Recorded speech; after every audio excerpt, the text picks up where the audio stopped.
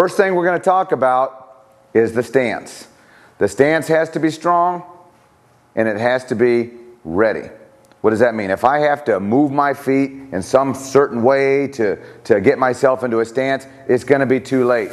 The feet move slower than the rest of our body, and we don't have time for that. Plus, you'll find out in level 2, I have to be able to shoot my pistol and work and operate no matter what my feet are doing. They might be moving me to a position and I don't have the time to wait until they're in the position that my reactive mind might like them to be. So we're going to train the body initially, building this foundation using a static stance that will apply for being static and for moving. So if you'll notice, first of all, I'm standing in a natural stance. That's what we're starting with. We want to make it natural. The only difference is I'm going to make it natural and strong. So I'm going to keep my knees flexed. I'm going to curl my toes down through my shoes so that I can simply lean my body forward and feel almost all the weight on the balls of my feet and those toes curling down through my shoes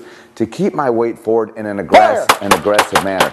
That's extremely important, because if I don't have my toes dug in, my weight transferred forward, my knees flexed, when I'm firing my gun, the recoil is going to knock me back. If someone suddenly attacks me, I'm going to be knocked back on my butt. And on my butt is no place to fight, believe me. If I have to draw my pistol, it allows me to draw my pistol smoothly without getting hung up. If my shoulders are back, it makes it very difficult to even get back here. And if you're carrying your weapon in a summer special position behind the hip, you may not be able to reach it. But watch what happens when I get my body in an aggressive stance and roll my shoulders forward.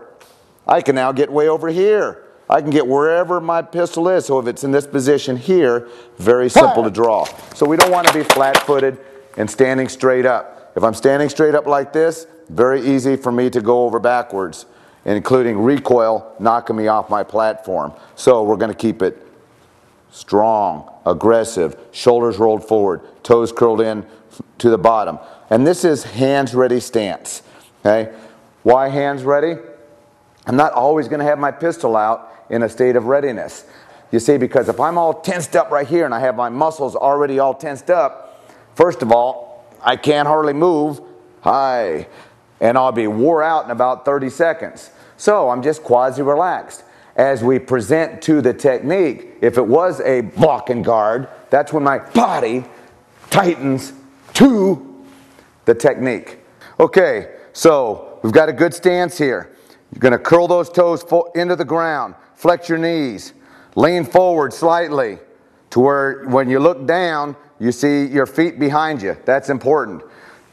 Your back muscles are adducted through your arms are tense, you're on your sights. Now if I give you simulated recoil, the entire body is keeping the weapon in the fight. Body's strong. I can't even get him to budge.